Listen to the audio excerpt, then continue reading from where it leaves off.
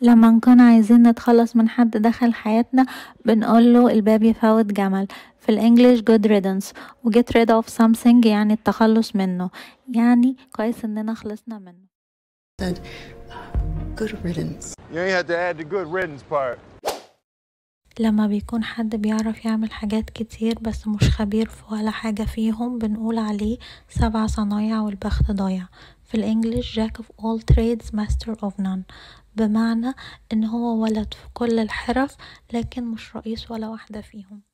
Sometimes the jack of all trades master of none comes to mind. Being like kind of jack of all trades master of none, and that old saying, the jack of all trades master of none.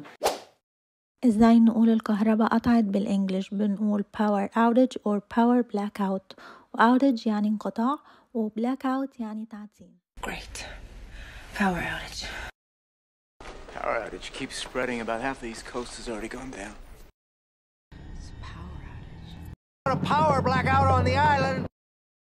A major power blackout has hit New York City and surrounding communities. لما بنتعامل مع حد بطيبة وصدق نبقى بنعامله بحسن نية. بالانجليش in good faith، بمعنى بإيمان جيد. We have negotiated in good faith.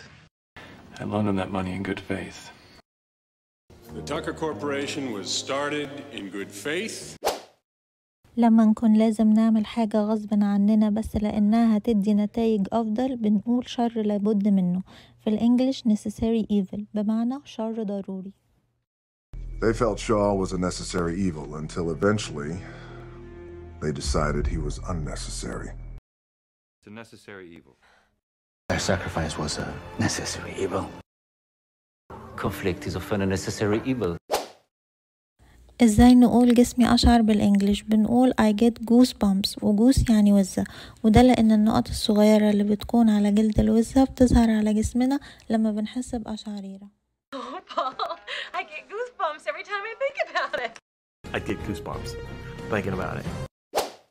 لما حد بيطلب منك فلوس في مقابل انه ما يكشفش معلومات ممكن تضرك يبقى بيبتزك. في الانجليش بلاك ميل، وده لان كلمة ميل زمان كان معناها اتفاق، يعني اتفاق اسود. And? Blackmail shit. That is pure blackmail. Well, yes ma'am it is.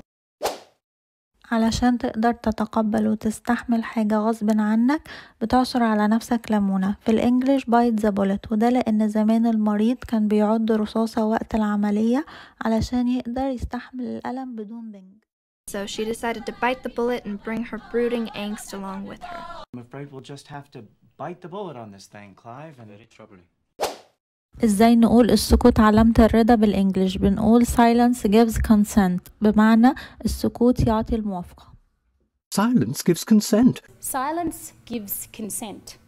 That is, if you say nothing, you are actually agreeing with what's happening around you.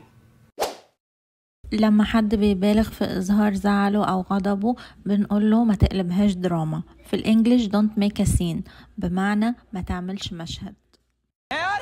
Ansel, don't make a scene. Don't make a scene, okay? Don't make a scene.